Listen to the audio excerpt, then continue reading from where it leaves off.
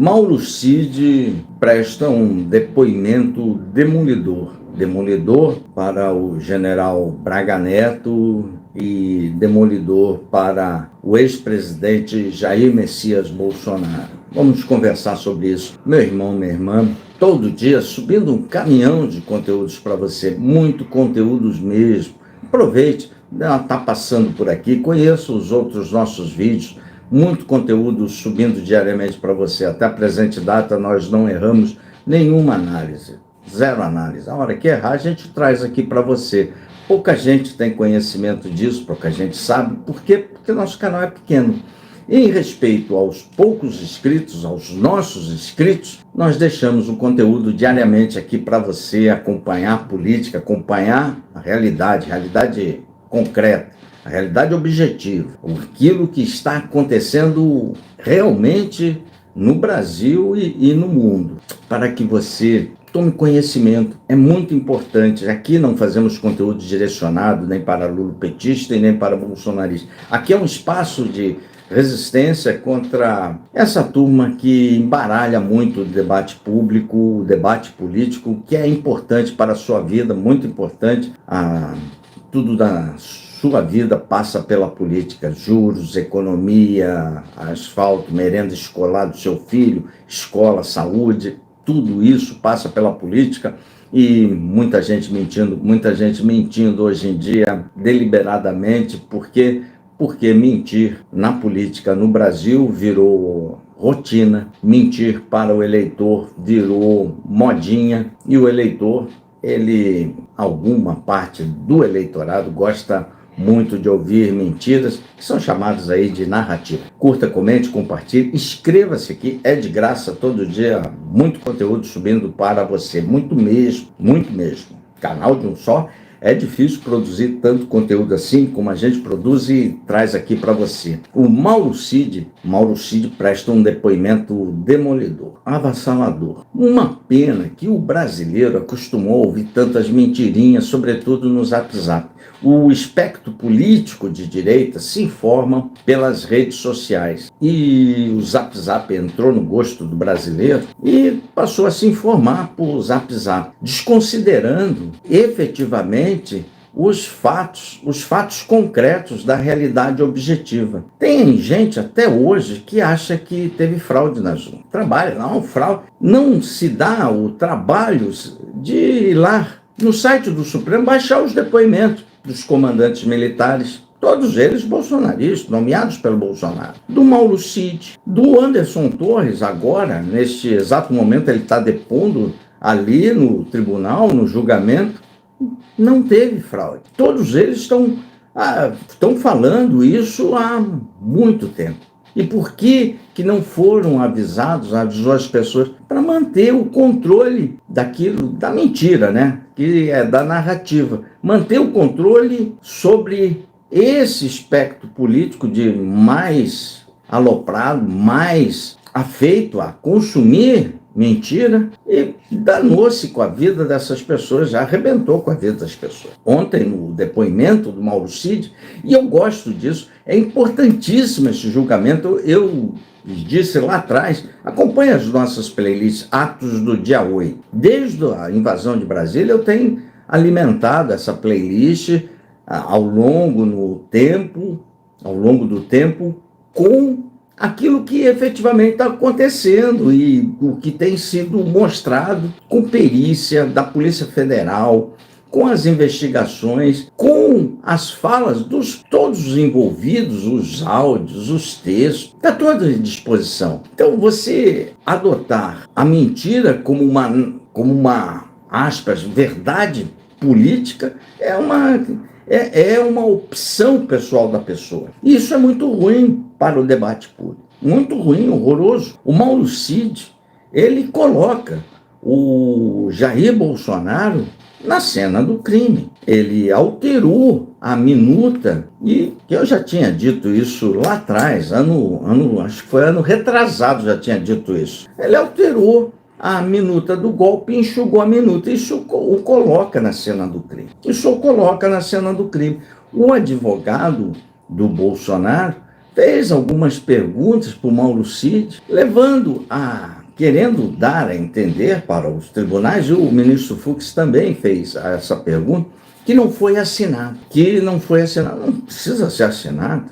Uma coisa é você aí ficar divagando no botequim ou no ambiente, na sua casa, sobre algo. Outra coisa é um presidente da República, outra coisa é um ministro das Forças, é um ministro de Estado, outra coisa é um comandante das Forças Armadas, um dos comandantes das Forças Armadas, Exército, Marinha, Aeronáutica, é outra coisa, é outra. O depoimento das testemunhas do general Freire Gomes e do brigadeiro já tinham sido, só com aqueles dois depoimentos, já dava para fechar o caixão. E eu gosto do julgamento, e transmitido ao vivo, melhor ainda, permite que saia da boca dos mentirosos, mas não vai sair, viu? Mas permite para que as pessoas que tenham 2 neurônios, aqui é um canal de 2 neurônios, por isso que eu convido a você se inscrever aqui.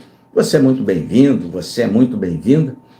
Você pode olhar, porque você não vai ver pau de arara, você não vai ver tortura, você não vai ver depoimento, o depoente falando sem a presença do seu advogado, você não vai ver coação. E ali, perguntado se respondeu que vai para o papel e o cara assina.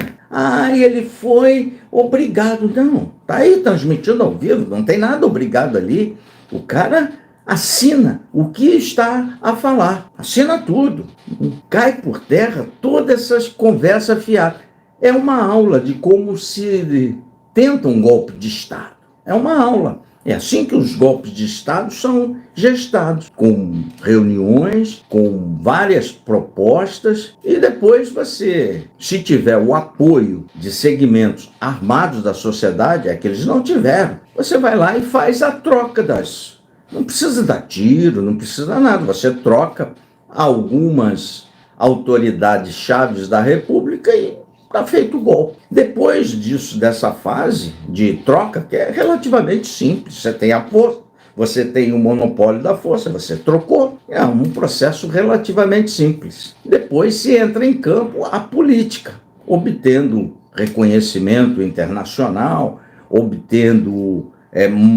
tentando manter os contratos econômicos vigentes. É assim que se dá, não precisa ter tiro, canhão estourando, não precisa nada disso. Essa é a conversa fiada dessa turma aí que está aí a mentir. Depois dessa fase política, num golpe de Estado, se decide qual a linha de ação que se vai adotar em relação à repressão dos opositores, se vai ser muita repressão ou pouca repressão. Em 64, o regime militar, que fez a deposição dos governantes, não teve tiro, não teve nada disso. Teve pouca repressão. E aqui a gente não defende golpe de Estado, não defendemos torturas de agentes do Estado, nada disso, mas teve pouca repressão. E a repressão é um fato histórico, morreram de ambos os lados, de parte a parte, o total, entre 450 e 470 pessoas. Muito pouca repressão. Na Argentina morreram 30 mil, no Chile estima-se em 40 mil, para você ver o nível de repressão. E essa repressão se deu porque o regime estabelecido tinha contra ele guerrilha urbana, guerrilha rural, terrorismo, assassinatos que se chamavam de justiçamento. Tinha uma guerra contra terroristas, grupos terroristas que conduziam guerrilha urbana e guerrilha rural. Esse tipo de guerra, quando está num país, é uma guerra assimétrica, é uma guerra eminentemente suja, muito suja. Então, a gente não está defendendo aqui que agentes do Estado cometam tortura. Não estamos defendendo isso. A gente é a favor sempre da democracia e do Estado das leis. Mas, por outro lado, não se pode esquecer que aqueles que queriam implantar uma ditadura do proletariado conduziam assassinatos, terrorismo, guerrilha urbana e guerrilha rural. Não tinha romantismo nessa guerra, e não tem romantismo. Em função disso, quando o espectro políticos progressistas falam disso, parece que era um bando de jovens estudantes que queriam democracia. Não, eram guerrilheiros, terroristas, tinha atentados terroristas no Brasil. Teve gente assassinada com coronhada na cabeça, cujos pais enterraram uma massa, tipo, com um caixão fechado dos seus filhos. Isso existia no Brasil. Portanto, toda a forma de combate nesse tipo de guerra é suja. Você agentes do Estado exageram, cometem uma série de crimes contra direitos humanos, tortura, e, por outro lado, os guerrilheiros ou terroristas que são combatidos também cometem exageros e também cometem uma série de crimes contra os mesmos direitos humanos. Então, se você é democrata, você não pode relativizar nem um lado nem outro. Tem que abominar tudo isso. O que se quer contar é uma partezinha romântica da história que não aconteceu, mas teve pouca repressão. E aí é assim que são conduzidos as mudanças de regime. Só que deu errado no caso do Bolsonaro. Deu errado por quê? Porque os comandantes de Forças Armadas não quiseram. O Exército, não. O presidente, legitimamente eleito, porque não havia fraude nas urnas, tomou posse. Ficou muito claro para ali no depoimento do Mauro Cid a presença do Bolsonaro e complicou a situação do general Braga Neto. Todos os militares que se envolveram com a família Bolsonaro acabaram todos muito mal. E levaram esse ranço contra as Forças Armadas, que já é grande na sociedade brasileira, para a instituição. Jogaram na lama o nome da instituição, que cumpriu a Constituição, viu? Que cumpriu a Constituição de 88. Manteve aí a democracia, não quis dar golpe de Estado, não quis nada disso. Manteve a Constituição. Mas, em função de presença de alguns membros das Forças Armadas nisso, o nome das Forças Armadas foi jogado no lixo aí, tá? Vai ser uns 10 anos para que se recupere isso. Mauro Cid compromete tudo ali, frente a frente. Eu perguntado, ele ratificou tudo aquilo que havia dito na sua delação premiada. O advogado do Bolsonaro também, ele mentiu, omitiu, esqueceu.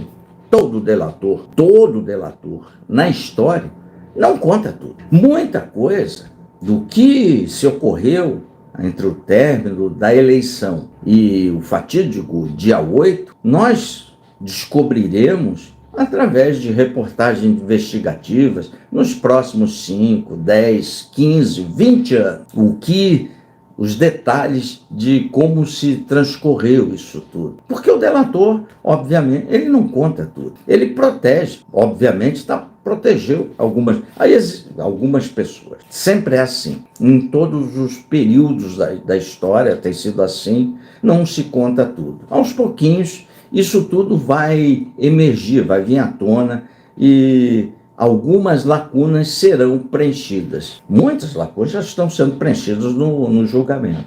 Muitas lacunas. Por exemplo, uma lacuna que não está preenchida agora, mas eu acho que daqui 10, 15 anos ela será preenchida. Lembra que as imagens do dia 8 tem a turma descendo de rapel, tem ações efetivas de gente profissional trabalhando? Isso não veio à tona. Os bolsonaristas, petista infiltrado, era a primeira mentira dele. São petistas infiltrados. Não eram petistas infiltrados, eram gente de direita que estavam ali de forma profissional. Isso não veio à tona. Talvez daqui 10, 15 anos, 5 anos, com uma reportagem investigativa, se chegue à luz disso aí. Outra coisa que não veio à tona e nem vai vir agora no julgamento, também, quem sabe, um dia a gente saiba os detalhes disso, são a derrubada de torres de alta tensão que ocorreram junto com os atos do dia 8, junto com a depredação em Brasília. Era para que se tivesse um grande apagão. Várias torres de alta tensão, aquelas torres gigantescas, não se derruba torres gigantescas assim. Vamos empurrar, ela cai. Não, não é assim. Tem que ter muita técnica, tem que saber muito o que está fazendo para botar uma torre de alta tensão no chão. Tivemos atentados em 9 torres de alta tensão. 3 delas vieram solo. 9 torres eu acho que em 3 ou 5 estados da federação diferentes. Tudo sincronizado numa sincronia de 2 horas. Isso não veio à tona. Isso talvez lá na frente, no futuro, se venha à tona. A gente sabe uma parte só. O grande erro do Bolsonaro e dos seus assessores, grande erro, o bolsonarismo, antes de eu mostrar esse erro para você, o bolsonarismo, ele sempre trabalhou na tangente entre a legalidade, o que pode, e a marginalidade, o que não pode. Sempre testando as instituições, testando as leis. Até aqui eu posso ir, daqui para cá, e sempre esse teste, sempre no limite entre o que é liberdade de expressão, no limite o que não é crime, o que é permitido e aquilo que se configura crime. Os deputados bolsonaristas são campeões disso aí, se aproveitam porque os PGR, que é a figura na República que pode ir para cima dos deputados, normalmente são muito ruins e protegem político. Então, esse trabalho entre a legalidade, essa linha delimitada do bolsonarismo, ele caminha na linha entre a legalidade, o que é liberdade de expressão, e efetivamente o que é cometimento de crime. Ele vai testando isso. Você pode comprovar isso ao longo, só acompanhar, pega qualquer recorte em linha do tempo e acompanha os discursos e os vídeos dos deputados. Simples assim. Escreve, curte, comente, compartilhe. Certas coisas você só vai ouvir aqui, meu irmão. Por isso que aqui a gente não erra nada. Só aqui. A senhora é muito bem-vinda, o senhor é muito bem-vindo. Inscreve-se aí, aciona o sininho e vem para cá. O Bolsonaro e aqueles que participaram dessa intentona de tentativa de golpe de Estado, estavam trabalhando na cabeça deles no limite, na linha entre o que podia e o que não se podia fazer. Tanto é que usam sempre uma frase, Bolsonaro adora, daqui a pouco ele vai depor e ele vai repetir isso, com instrumentos previstos na Constituição. Estado de sítio, estado de defesa, está tudo previsto na Constituição. Ele só não conta para aquelas pessoas que o apoiam, que a gente chama de gado, porque abandonaram todo e qualquer senso crítico e passaram a defender um golpe de Estado, passaram a defender nenhuma pauta política relevante para o Brasil. Mas está previsto, ele só não conta para essas pessoas que Estado GLO está previsto na Constituição, tá. Estado de defesa está previsto na Constituição, tá. Estado de sítio está previsto mas ele esquece de falar que nenhuma dessas situações está prevista para não dar posse a um presidente eleito. Então está usando, ele tentou usar instrumentos legítimos da Constituição para impedir a posse e a assunção de um presidente eleito nas urnas, que ele insistiu na mentira de fraude, que não teve fraude, o Lula ganhou. Bolsonaro perdeu, quase ganhou, perdeu por 0,9. Ele perdeu muito mais, ele perdeu por conta dele, por culpa dele. Foi o único presidente que não conseguiu se reeleger pelas inúmeras besteiras e imbecilidades que ele fez questão de divulgar e incentivar que malucos fizessem isso, como pauta da vacina. Só estou te dando um dos exemplos. A vacinação. Ele comprou vacina para todo mundo, em vez de trabalhar como um cara que ajudou o Brasil. Não, foi trabalhar contra a vacina. Uns imbecis. Ele perdeu a eleição. Obviamente perdeu. Então, esse grupo que trabalhou tentando um golpe de Estado se esqueceu, cometeu um erro grave, gravíssimo. Ele falou, vamos trabalhar aqui na linha entre a marginalidade e o que é permitido. Só que eles se esqueceram de uma única coisa. Uma assim, que o seu Jair Messias Bolsonaro tinha sancionado a lei, foi o Jair que sancionou, a lei que substituiu a antiga Lei de Segurança Nacional. E eles esqueceram disso. Ou se esqueceram ou comeram barriga. O Bolsonaro, ao sancionar a lei, a nova lei, que ele está sendo julgado por ela, pelos artigos dela, revogando a Lei de Segurança Nacional, na nova lei que ele sancionou, tem a figura da tentativa de golpe de Estado. E aí, quando se trabalha sempre na linha, esquecendo que sancionou uma lei que pune a tentativa, essa linha é igual o VAR do Palmeiras. Foi traçada já no campo da marginalidade. Ele falou, vou trabalhar nessa linha, que é o limite entre a legalidade e a marginalidade. Só que essa linha do VAR do seu Bolsonaro estava no campo já da ilegalidade. Por quê? Porque eles esqueceram que o seu Jair sancionou a nova lei que pune a tentativa. Portanto, a linha que eles trabalharam era toda dentro do campo da ilegalidade, da marginalidade, da margem à lei, né? Já era imposição de impedimento. Eles esqueceram só esse detalhe. Se eles tivessem se lembrado dessa sanção, dessa lei que o Bolsonaro sancionou, eles teriam recuado essa linha, colocado no limite da legalidade e não teriam discutido, teriam avisado os bobos da corte, quem chamou de bobo da corte, os idiotas que acreditaram no Bolsonaro, para ir para casa. Mas esqueceram.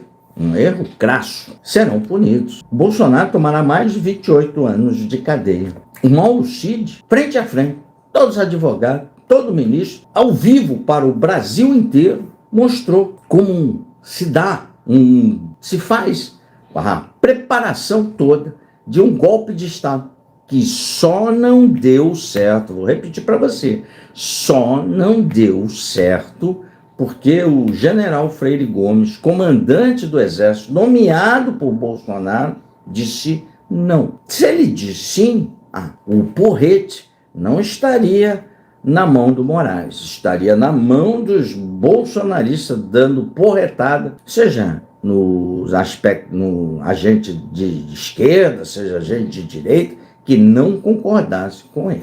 Estaria muita porra. E a repressão adotada, caso tivesse sido bem sucedida, com esse nível de alopração que a gente vê nas ruas, nas redes sociais sobretudo, não seria um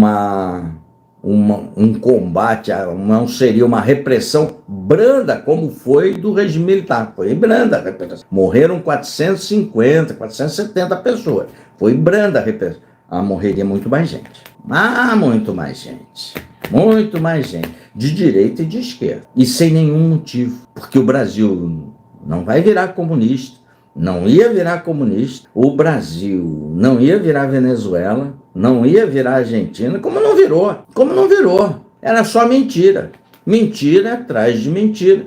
Para que as pessoas que são acostumadas a ouvir mentira, agora estão pousando de perseguido político. Aí você viu perseguição política no depoimento do Mauro Cid? Não viu.